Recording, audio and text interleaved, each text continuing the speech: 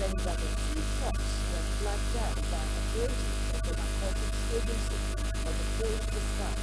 They stated that the situation led to an exchange of gunfire that lasted 30 minutes while not held. About the by the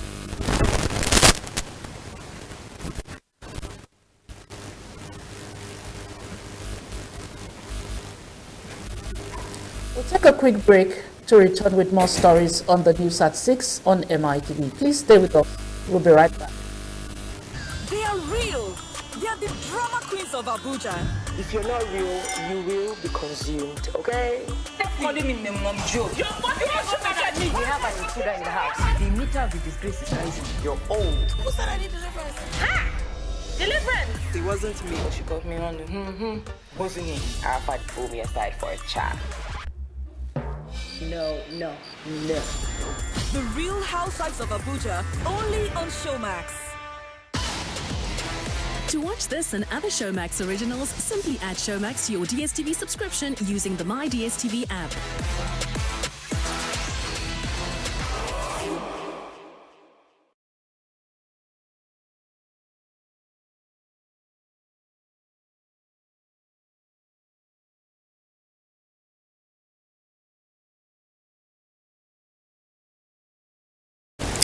We apologize for that abrupt break. You're welcome back. Joint Task Force to West Operation Hadorin Daji have destroyed several camps belonging to notorious bandits leader Bello Turji, rescued several kidnapped victims, and recovered the troops in clearance operations conducted on Saturday from Magaria to Dutsi General Area of Zomi Local Government Area, State, discovered and cleared bandits' hideouts located in Keta, Gidan Galadima, Modawa, Mazuwa, and Dutsi villages, respectively. A top military man confirmed this on Sunday, saying during the operations, troops had encountered the deadly terrorist group Keta Dutsi camp belonging to Turji.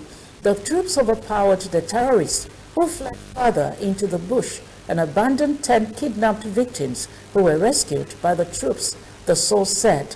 The troops also recovered one rocket-propelled gun bomb, military radios, and some ammunition.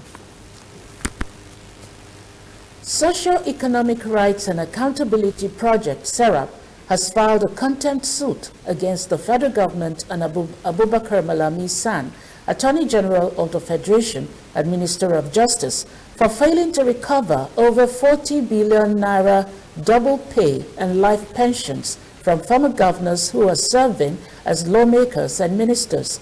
Justice Oguntoyibo of the Federal High Court, Lagos, had in November 2019 ordered the federal government to recover life pensions collected by former governors serving as ministers and members of the National Assembly. Justice Oguntoyibo also directed Malami to challenge the legality of state life laws in former governors and other ex-public officials to collect such pensions. However, the government of President Muhammadu Buhari has failed to implement the judgment, and Justice Oguntoyibo, retired from the bench, expressed regret during a valedictory court session held in her honor that the judgment has not been implemented. In a statement dated 7th May 2023 and signed by SERAP Deputy Director Kolawole Oluwadari, the organization, which is the guardian of justice in this country, for a right.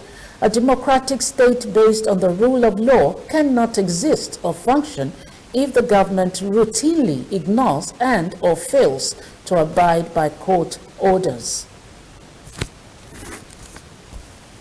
As Nigeria joins the rest of the world to commemorate World Press Freedom Day, a civil society organization in collaboration with the Nigeria Union of Journalists, NUJ, has called on the federal government to take definite steps to protect the safety of journalists and to ensure that those responsible for attacks on journalists are brought to justice. The Public Relations Officer, National Association of Sea Dogs, Charles Ndukwe, made the call while addressing journalists at a joint press conference in Abuja. He commended the courage and resilience of the Nigerian press for informing the public and exposing corruption despite operating in a harsh environment.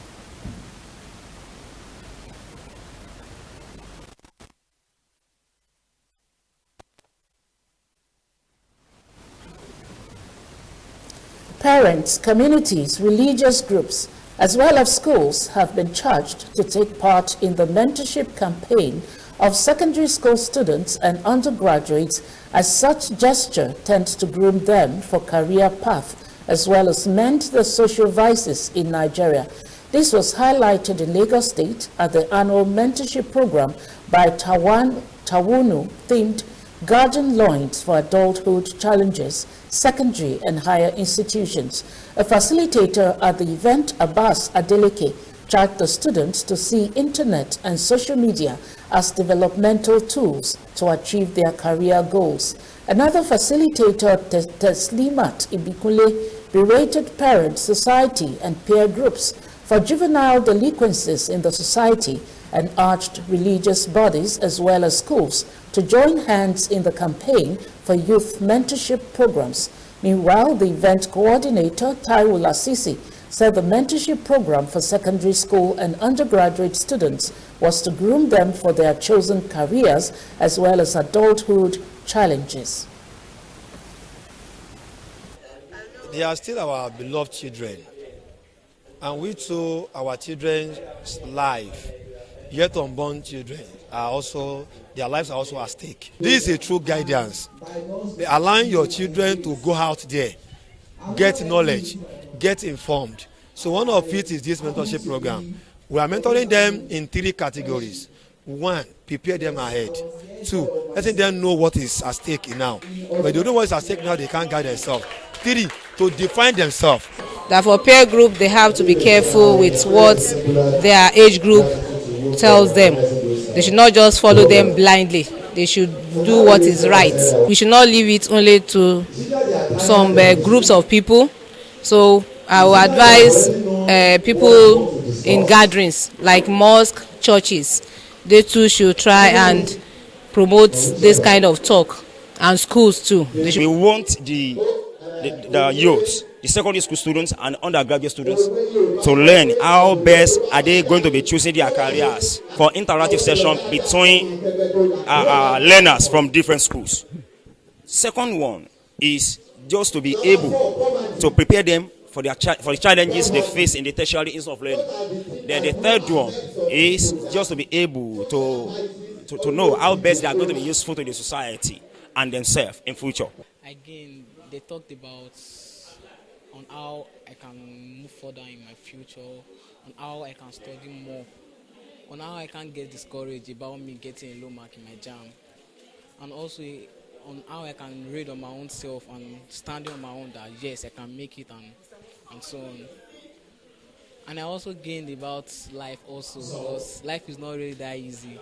Even though you read and get your own. We'll take another break to bring you foreign news.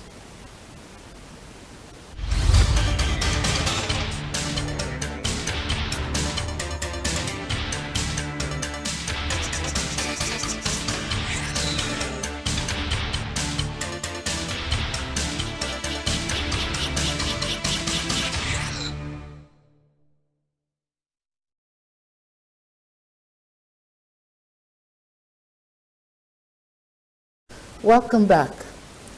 Thousands of street parties and lunches are due to take place on Sunday ahead of a star-studded concert on the second day of events for the coronation.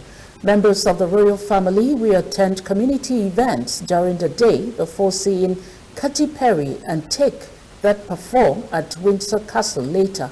Prince William and Princess Kate rocked up to the Long Walk in Windsor ahead of the coronation concert to greet royal fans as Brits across the country celebrate with big lunches and street parties.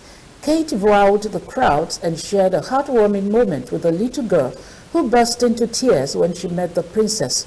Brits have begun gathering outside for the Sunday big lunches and street parties as the historic weekend continues.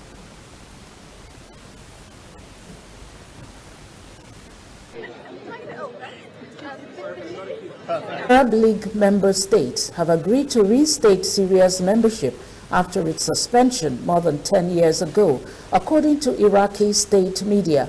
The ministers voted for Syria's return into the fold at the Arab League's headquarters in Cairo on Sunday. The decision was made in advance of the Arab League summit in Saudi Arabia on May 19, amid a flurry of regional normalization of ties with Damascus in recent weeks. Syria's Arab League membership was revoked after President Bashar al-Assad ordered a crackdown on protesters in March 2011 that spiraled the country into a civil war that has since killed nearly 500,000 people and displaced another 23 million. Up next is sport news.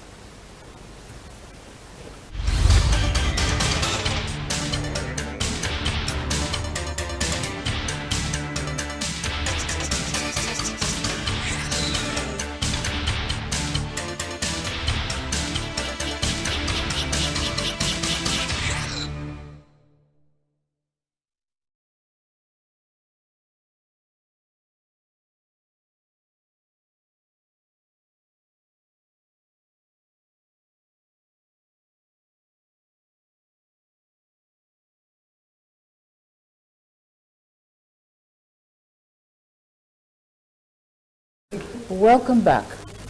Juventus leapfrogged Lazio into second place with a very important victory in Bergamo as Samuel Link Jr. celebrates his first Serie A start with a debut goal, and Atalanta are twice denied by the woodwork. Eiling Jr. opened the deadlock for Juventus, scoring his first Serie A goal during what was a fairy tale-full debut for the club. And that's the news at 6. Join us again at 9:30 p.m. for the primetime news. I am Jumoke Michaels. Good evening.